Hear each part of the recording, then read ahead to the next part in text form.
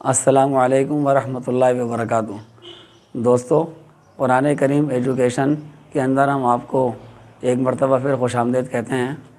ہمارا تجوید کو سکھانے کا سلسلہ چل رہا تھا، تو اس میں ہم وقف اور وصل کے 3 طریقے بتا رہے تھے، تو 2 بار ہم بات کر چکے ہیں۔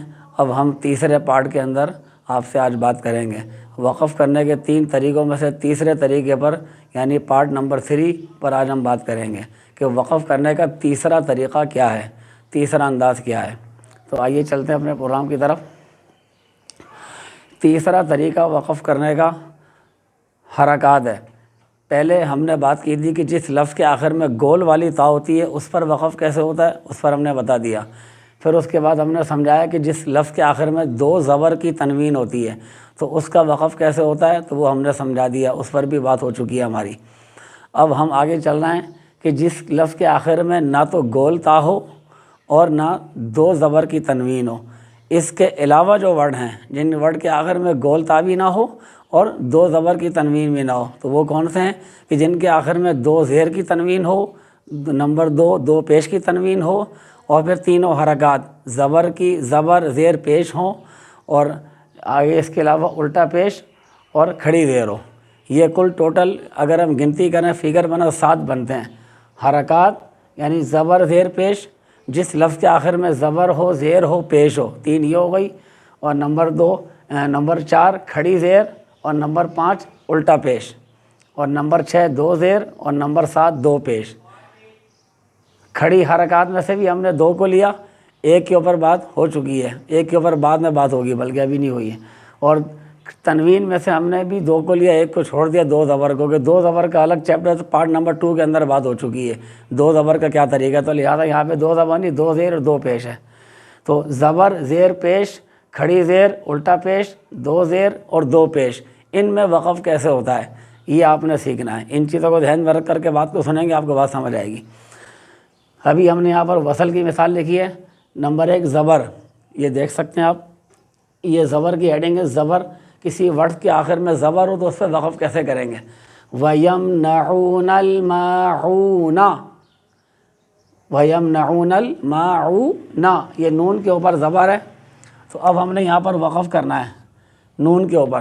وقف کریں گے تو کیسے کریں گے؟ یہاں پر وقف کریں گے، یہاں پر ہم نے اس کی وقف کی شکل بتا دی، وَيَمْنَعُونَ الْمَاعُونَ، یہ نون کو ہم نے ساکن کر دیا۔ تو یہ جو تیسرا طریقہ ہم بتا رہے ہیں، یہ جو 7 چیز ہے، ان میں وقف کا طریقہ یہ ہوتا ہے کہ جب ہم اس لیٹر پہ وقف کریں گے تو اس حرف کو ساکن کر دیں گے۔ ساکن کر دیں گے یعنی ساکن کا مطلب کیا ہوتا ہے، اس کے بارے میں ہم آپ کو آگاہی دے چکے ہیں اپنے پچھلی ویڈیوز کے اندر، ایک مرتبہ پھر بتا دیتے ہیں کہ جس لیٹر کے اوپر جزم کا نشان ہو اس کو ساکن کہتے ہیں۔ تو جس لیٹر کے آخر میں ساکن پہلے سے موجود ہے، آلریڈی موجود ہے، جو پرماننٹ ساکن ہے، تو اس میں تو وقف کرتے وقت کوئی چینجنگ نہیں آئے گی، وہ ساکن ہی پڑھا جائے گا۔ وقف کے اندر بھی، وصل میں بھی، وقف دونوں میں ساکن پڑھا جائے گا۔ لیکن جس لفظ کے آخر میں زبر زیر پیش ہوگا، یا 2 زیر ہوگا، 2 پیش ہوگا، یا کھڑی زیر ہوگا، یا الٹا پیش ہوگا، تو اس میں وقف کا طریقہ یہ ہے کہ اس لفظ کو، اس کے لیٹر کے آخر اس کو ساکن کر دیں گے۔ کھڑی زیر، الٹا پیش، یا 2 زیر 2 پیش اور زبر زیر پیش نہیں پڑھیں گے، اس کی جگہ پر ہم اس کو ساکن کریں، جزم لگا دیں گے، اس کو ساکن پڑھیں گے۔ تو یہ دیکھ لیں آپ، یہ وقف میں ملا کر پڑھیں گے تو معونہ، اور اگر وقف کریں گے تو نون کو ساکن کر دیا، وہاں پر زبر ہے یہاں پر ساکن ہو گیا۔ دوسری مثال زیر کی، وَتَوَاصَوْا بِالصَّبْرِ، یہ زیر ہے بالصبر، لیکن جب وقف کریں گے تو بالصبر، دیکھیں راہ کو ہم نے ساکن کر دیا۔ تو زیر میں بھی ہم نے یہ کیا۔ پیش میں کیا کریں گے؟ هُوَ الْأَبْتَرُ، قرآن کریم میں اگر آپ غور کریں تو وہاں پر یہاں پہ آیت ختم ہوتی ہے، ہم اس کو عام طور پہ ابتر پڑھتے ہیں، لیکن سوچنے کے بعد یہ ہے کہ ابتر کیوں پڑھتے ہیں، یعنی راہ کو ساکن پڑھ رہے ہیں، حالانکہ راہ ساکن تو نہیں ہے۔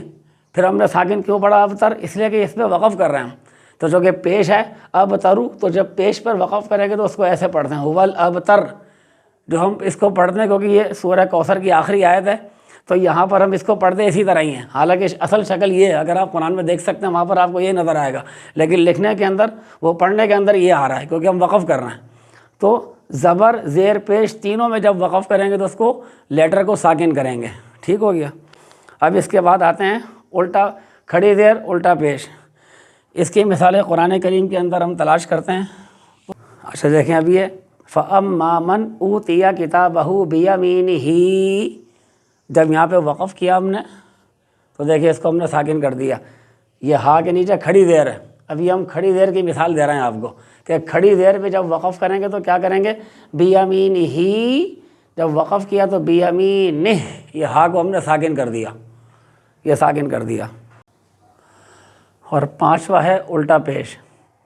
پانچویں مثال ہم الٹا پیش کی پیش کرتے ہیں۔ یہ الٹا پیش، یہ ہیڈنگ ڈالی ہے الٹا پیش، آگے اس کی مثال ہے فَلْيَدْعُ نَادِيَهُ، یہ سورہ علق کی آیت نمبر 17 ہے، یہ سورہ علق آیت نمبر 17، فَلْيَدْعُ نَادِيَهُ، یہ الٹا پیش ہے۔ جب اس پر وقف کریں گے تو اس کو بھی ساکن کرا دیں گے ہم نے، فَلْيَدْعُ نَادِيَهُ، یہ وقف میں جب اس کو پڑھیں گے تو ہا کو ہم نے ساکن کر دیا، ٹھیک ہے نا۔ اب چھٹی مثال ہے دو زیر کی۔ دو زیر کے اندر ہم دو مثالیں پیش کریں گے تاکہ آپ کو اور اچھی طرح بات سمجھ میں آ رہا ہے۔ من خوف، دیکھیں فا کے نیچے دو زیر ہے، اب یہاں پر ہم وقف کریں گے تو من خوف، فا کو ہم نے ساکن کر دیا، خوفن، یہ وصلاً اور وقفاً، خوف، وصلاً خوفن اور وقفاً خوف، ایز اے وصل خوفن، ایز اے وقف خوف، فا کو ساکن کر دیا۔ دو زیر کی دوسری مثال ہے من مسدن، مسدن، ٹھیک ہے نا۔ یہ خوفن جو ہے سورہ قریش کی آخری آیت ہے، اور یہ مسدن سورۃ المسد، سورہ لہب، جس کو سورہ لہب بھی کہتے ہیں، سورہ مسد بھی کہتے ہیں، اس کی آخری آیت ہے۔ من مسدن، تو مسدن یہ دو زیر کی تنوین ہے، جب اس پہ وقف کیا تو مسد، من مسد، یہ دیکھیں دال کو ہم نے ساکن کر دیا، مسد۔ اب آتے ہیں دو پیش، آخری مثال ساتویں دو پیش کی طرف۔ دو پیش میں سورہ عادیات، سورہ عادیات کی جو ہے یہ آخری آیت ہے، سورۃ العادیات کی آیت نمبر 11 ہے یہ، یومئذ لخبیر، یومئذ لخبیر، ان ربہم بہم یومئذ لخبیر، آخری آیت ہے یہ سورہ عادیات کی آیت نمبر 11 ہے یہ۔ تو لخبیر جب وقف کیا تو یومئذ لخبیر، لیکن را ساکن کر دیا۔ تو دو پیش، جس لیٹر کے آخر میں دو پیش ہے، جب اس پہ وقف کریں گے تو دو پیش کو بھی وقف کے وقت ساکن کریں گے۔ تو وصل میں خبیر، لخبیر، اور وقف کے اندر لخبیر۔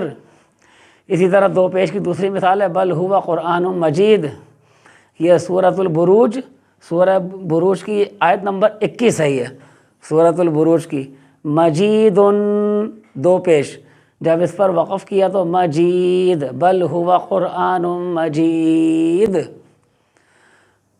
اللہ تعالیٰ ہمیں سمجھنے کی، عمل کرنے کی توفیق نصیب فرمائے۔